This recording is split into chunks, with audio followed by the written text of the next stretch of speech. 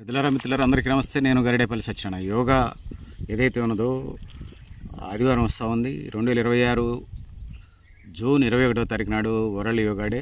190 దేశాలు, అంటే ప్రపంచంలో 200 దేశాలు, అంటే 190 దేశాల దాకా దీన్ని చేస్తున్నాయి. అనేది యోగా అనేది కూడా one of the exercise.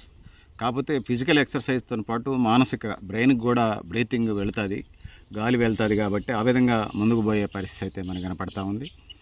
So yoga అనేది ఒక జీవన విధానం. అది యోగా కేవలం శారీరక వ్యాయామమే కాకుండా శరీరానికి, మనసుకి, ఆత్మలకి, శరీరం, మనసు, ఆత్మ ఈ మూడింటిని ఏకం చేసేదే యోగా. సో ఇది పరిస్థితి. 29 రాష్ట్రాలు, 9 కేంద్రపాలిత ప్రాంతాలు ఎట్లాగ జరుగుతుంది. ప్రపంచంలో ఉన్నటువంటి 190 దేశాల్లో, అంటే సుమారుగా 97-98%, 97.5% దేశాలు యోగా డే జరుపుకుంటున్నాయి, చిన్నగానో పెద్దగానో. సో ఇది పరిస్థితి. ఇది ఆరోగ్య రహస్యం. మన పూర్వీకులు ఈ ఆధునిక వైద్యం రాకముందే దాన్ని ప్రజల్లోకి తీసుకొచ్చారు, ప్రజలకి భవిష్యత్ తరాలకి ఇచ్చి వెళ్ళారు. సో ఆ విధంగా ఉన్నదని తెలియజేసుకున్నాను. 2014లో ఐక్యరాజ్య సమితి సర్వసభ్య సమావేశంలో 177 దేశాల మద్దతుతోని జూన్ 21ని అంతర్జాతీయ యోగా దినోత్సవంగా జరుపుకోవాలని చెప్పేసి భారత్ ప్రతిపాదనని అంగీకరించినాయి. భారతీయుల ప్రాచీన వారసత్వమైన యోగా ప్రపంచానికి ఆరోగ్యం, మానసిక సమతుల్యతని సంబంధించినటువంటి సందేశాలని ఈ సందర్భంగా ఇస్తుందనేది నేను తెలియజేసుకుంటా ఉన్నాను. సో మానసికంగా దృఢంగా ఉండటం, శారీరకంగా దృఢంగా ఉండటం, ఆరోగ్యాన్ని అభివృద్ధి చేసుకోవటం, సో సమృద్ధి చెందిన ఆ విధంగా ఆత్మ, శరీరం, మనస్సు మూడుని ఏకం చేసుకుని ముందుకెళ్ళడమే యోగా, తప్ప మరొకటి కాదని తెలియజేసుకుంటున్నాను. సో పెద్దలారా మిత్రులారా, మీరు కూడా మీ అభిప్రాయాన్ని కామెంట్ బాక్స్ రాయండి. నేను గరిడేపల్లి సత్యనారాయణ, నీ లక్ష్యారమయ్య. పెద్దలారా మిత్రులారా అందరికీ నమస్తే. నేను గరిడేపల్లి సత్యనారాయణ.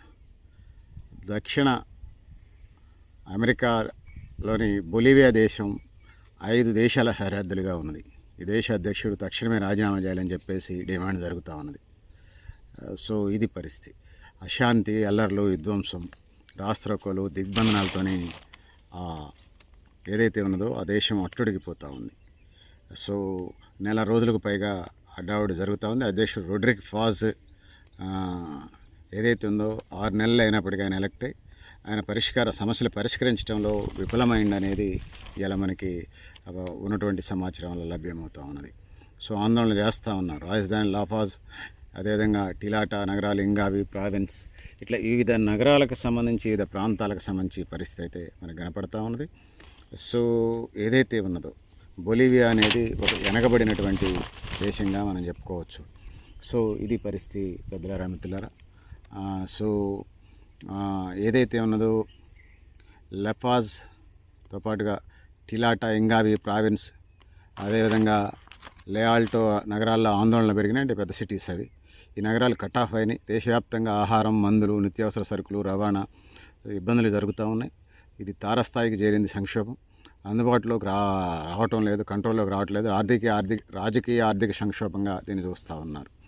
సో ఈ ఆందోళన ఉధృత పెరుగుతూ ఉంది. 7 నెలల కాలంలో రొడ్రిక్ ఫాజ్ చేసింది ఏమీ లేదని అసమ్మతి ప్రతిపక్షాలు ఏకమై ఈ ఆందోళనలో పాల్గొంటూ ఉన్నాయి. బొలివియా, ఈ దేశాలన్నీ కూడా అసలే చిన్న చిన్న దేశాలు. ఈ పరిస్థితి వేరుగా ఉంటుంది. అధికారంలో ఉన్న మూమెంట్ ఏదైతే ఉందో, అధికారంలో ఉన్నటువంటి మూమెంట్ టువార్డ్ సోషలిజం, ఎంఎస్ఏ పార్టీలు ఏదైతే ఉన్నదో వాటికి సంబంధించి అధికారంలో ఉన్న movement toward socialism, MAS party పరిపాలనకు సంబంధించి రొడ్రిక్ ఫాజ్ పట్టం కట్టారు. కానీ ఆ పార్టీకి కానీ పాలనకు వచ్చిన 7 నెలలైనా కూడా ప్రజాయోగ్యమైనటువంటి పనులు ఏ ఒక్కటే చేసినట్టుగా ప్రజల్లో సాటిస్ఫై కాలేదు. సో ప్రజలకు సంబంధించి ఆ ఇబ్బందులు అయితే మనకు కనపడతా ఉన్నాయి. సో పెద్దలారా మిత్రులారా, సో అట్లాంటి పరిస్థితుల్లో అధికార పార్టీలోనే అసంతృప్తి ఉన్నది. బ్రెజిల్, అదేవిధంగా బ్రెజిల్, పరాగ్వే, పెరు, చిలీ, ఈ దేశాల సరిహద్దులతోనే బొలివియా ఉంది. దిగువ మధ్య ఆదాయ దేశాల జాబితాలో ఉంది. ఇది తలసరి ఆదాయం, దీనికి సంబంధించి తలసరి జీడిపి $4,421 మాత్రమే ఉంది. GDP $80.74 billion.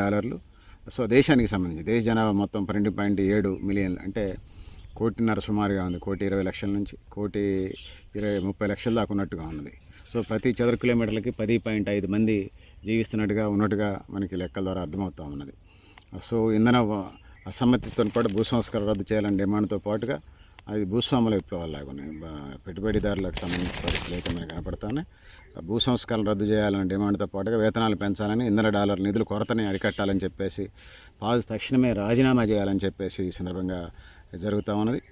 సో నిరసనలకు పాల్పడుతున్న గ్రూపులో అత్యధిక శాతం మాజీ వామపక్ష అధ్యక్షుడు ఇవో మొరెల్స్కి చెందిన వాళ్లే ఉన్నారనేది రొడ్రిగో వర్గం ఆరోపిస్తూ ఉంది. సో వాళ్ళని వద్దని వీళ్ళని తీసుకుంటే వాళ్ళు మళ్ళీ సందర్భం దొరికితే, ఛాన్స్ దొరికితే ప్రజల్లో అసంతృప్తిని ఆశ చేసుకుని రెచ్చిపోతూ ఉన్నారు. దేశంలో సుమారు 90 రహదారులన్నింటినీ దిగ్బంధనం చేయడంలో వామపక్షాల దిగ్బంధనాల్లో ఫస్టే ఉంటాయి. అధికారం ఓట్ బ్యాంకు ట్రాన్స్ఫర్ చేసుకోవటం ఉండలే, కానీ దిగ్బంధనాలకు పెట్టింది పేరుగా మనకి కనపడుతూ ఉంటుంది. సో తగ్గేది లేదని భీష్మికి గుర్చుకున్నట్టుగా మనకి అర్థమవుతూ ఉన్నది. సో సైనిక చర్య తప్పదన్న పరిస్థితి కూడా ఉన్నది. అధ్యక్షులు ఏదైతే ఉందో గత అధ్యక్షులకు ఎదురైన ఉద్వాసన పరిస్థితి రొడ్రిగో పాజ్ కూడా అలాంటి పరిస్థితులు ఎదురవుతూ ఉన్నాయి. గతంలో వామపక్ష అధ్యక్షుడు దేశంలో ఉన్న అమెరికన్ డ్రగ్స్ ఎన్ఫోర్స్మెంట్ ఏజెన్సీ బహిష్కరించిండు. ఆ తర్వాత 18 ఏళ్ళకి ఇప్పుడు బొలీవియా యుఎస్తో కలిసి డ్రగ్స్ మాఫియా కట్టడి సంయుక్త కార్యాచరణ అమలు చేస్తుంది. దీంతో నిరసనలో కార్టెల్ హస్తం కూడా ఉంటుందని ప్రభుత్వం భావిస్తూ ఉంది. ప్రభుత్వ నివేదికలు అయ్యి ఉంటే అఫీషియల్గా చెప్పడంలో సహజం కాకపోవచ్చు, వాస్తవమైనది. బొలీవియాకు అండగా నిలుస్తామని చెప్పేసి అధ్యక్షుడు ఇట్లాంటి పరిస్థితులు ఉన్నప్పుడు ఆ అమెరికాకి సంబంధించిన వాళ్ళు కూడా మేము మద్దతు ఇస్తాము డ్రగ్స్కి వ్యతిరేకంగా అనేది చెప్తూ ఉన్నారు. ఫ్లోరిడా సదస్సులోనే ఫాజ్ భరోసా ఇచ్చిండు. కొకైన్ తయారీలో ఉపయోగించే కోకాను ప్రత్యేకంగా కోకాన్ ఇతర ఉత్పత్తి చేస్తున్న దేశాలు ప్రపంచంలోని 3వ దేశంగా బొలీవియా ఉంది. ఈ పరిస్థితుల్లో ఇప్పుడు దేశంలో ఉన్న అంతర్గత సమస్యలను చక్కదిద్దాల్సిన బాధ్యత రొడ్రిగో పాజ్ మీద ఉన్నది. సో అగ్రరాజ్యాల సహకారంతో ఆయన ఏ విధంగా ముందుకు పోతారో చూడాల్సిన అవసరం ఉంది. సో ఉపాధి రంగం కుంటుపడ్డది, ఉద్యోగత కుంటుపడ్డది, రాజకీయం అనేది ప్రజలు కోరుకున్నటువంటి మనోభావాలు ఒక్కడు కూడా లేనప్పుడు ఈ పరిస్థితులన్నీ వస్తాయని తెలియజేసుకుంటూ డిస్క్రిప్షన్లో మరింత సమాచారం రాస్తానని తెలియజేసుకుంటూ, సో పెద్దలారా మిత్రులారా మీరు కూడా మీ అభిప్రాయాలు కామెంట్ బాక్స్లో అయినా తెలియజేస్తూ, నేను గరిడేపల్లి సత్యనారాయణ, 2,00,000